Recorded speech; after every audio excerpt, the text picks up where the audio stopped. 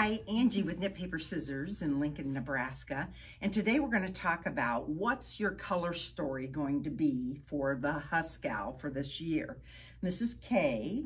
Kay was one of our test knitters on the project, and she's going to discuss color placement because you'll get 3 colors and then you'll have to make some decisions about which color will be where. So Kay, tell us a little bit about your project. Sure.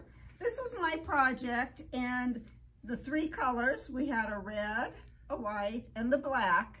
And for each of the items, if you notice, the cowl, I used the white as a primary. The hat, I used the red.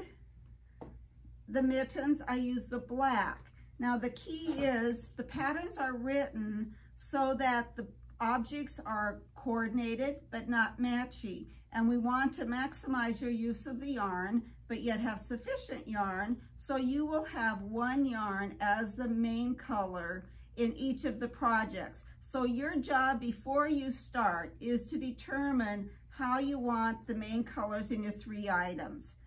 And so I wanted to know, when I did mine, wanted my gloves to be dark colored versus a light color. So I went with the black being the color for the mitten. The first color you start with on the cowl, then I decided I would go with my white and have most of my cowl be with the cream color. And you notice we have 3 colors in here. One of them is a pop.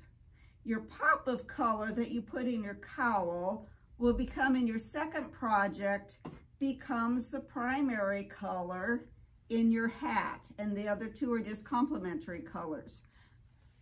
So you need to determine how you want the main color to be on your 3 items, because each is a different one of your 3 colors. And which item do we begin with? You will first knit the cowl. Okay, and then our second project is? Second project is your hat. Okay. And your third project will be your mittens. All right. So keep in mind then, these 3 projects, 3 colors, which color do you want the primary for each of the items? For example, in Angie's hat, you can see the medium colored gray is her primary color here. So that had been a pop of color when she did her cowl.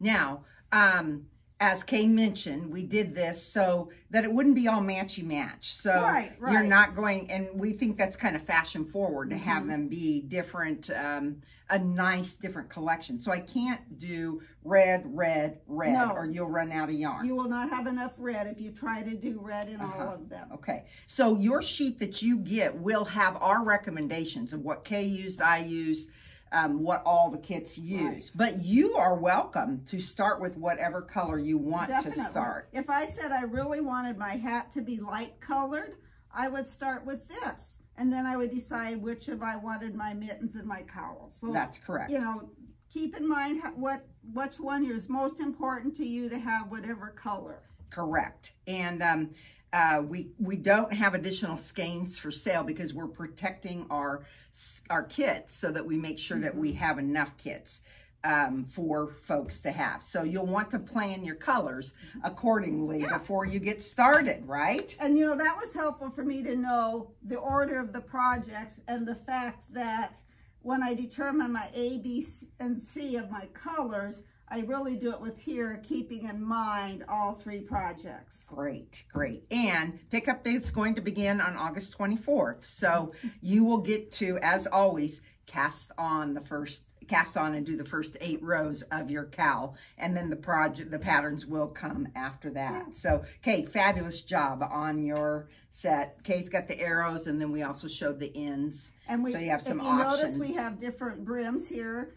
Angie has the provisional cast on and knit together folded brim. This one is a long folded brim, and you can also otherwise do the short. And there's enough yarn to do that. Yes. Yeah, so we were one of the things that's really important to us at KPS is that we weigh our yarn as we're knitting it, and so we know that there's going to be enough yarn.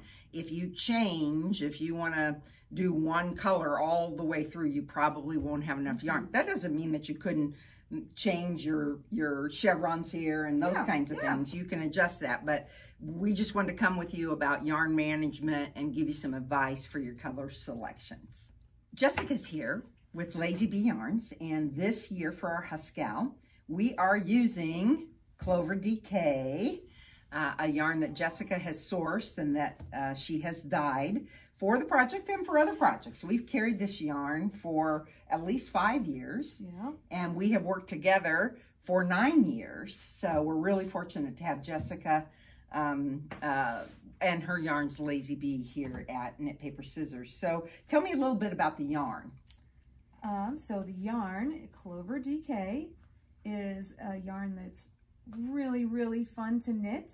I find it's a great weight for me. I'm really comfortable with it. It's not Splitsville at all, so anybody can use it and not have to really watch your stitches, so I look for that. When we were looking for it, we interviewed quite a few yarns for this. Yes. People did have a chance to knit with some alternates, and this is the one that was the clear winner. So hands down, we have enjoyed having this yarn at the shop. Yes. I know you've got many beautiful colors and people are making their own, but how did you come up with the colors for the HusKAL project? The HusKAL? Well, we do know they are traditional colors. You know, Nebraska is a little bit traditional on this one. So the basic colors are what we all know and love. There are a couple different reds. There's one that's a little brighter. I thought it was a little snappier and a really nice, happy yarn. There's one that's a little richer. It's a little more of a traditional red that I really loved that one too. So we ended up with 2 reds this year. It's not often the case, but it's working this year. They both look really great in the project. They do. Otherwise, you know, it is pretty traditional. It is traditional. And then we did come with what we've learned over the course of several years is that you like selection, you like choice. And so we have a blue collection that's just lovely, a pink collection, kind of a fall autumn collection. Because we've got an N on the hat, but we've also got arrows that can be done in that color work section as well. And definitely a pick your own collection if you are interested in picking your own colors, because this would be a great collection. Isn't? I know. It might just have to come back home with me. It might. I don't know. I haven't picked mine yet. So tell me a little bit about, everybody always is very curious about the dye process. And I know that you used to dye in your basement and now you have a designated space. Yes, I am not in the doghouse as much because I have a nice studio space where everything gets to stay nice and tucked away, and it keeps the rest of the house a little cleaner. Great. Which is great. Most of the colors are not straight from a bottle. These are all hand mixed colors. So there's 2 to 3 different dyes that go into each of these colors. So there's a lot of recipes running around. I'm doing a much better job keeping track lately, which is great. Yes. So we can replicate these colors. Most of them are dyed. It takes about 24 hours. Once you mix up the dye, you let them soak, and then I do steam them to set that dye.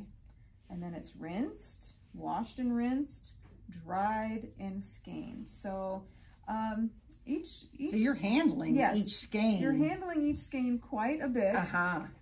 It is a little bit labor intensive, but you know, that's how we get the yarn, and it's how it's in small batches. Well, I know that I get continued comments about the remarkable dye job that you do, Jessica, and I know you have another full-time job. So I think all of us would say thank you for having your hobby become becoming your side hustle, right? Yes, so. And it's my fun job, so I really do enjoy it, and I love I love to see all the projects knit up, so this is really exciting. It's going to be fun to see all this. So thank you again for dyeing and finding the yarn for our project this year. You are going to love this yarn. You're going to fall in love with it. We will continue to carry it then throughout the year so that then you can come back for for Yes. other projects that you can use for the clover decal.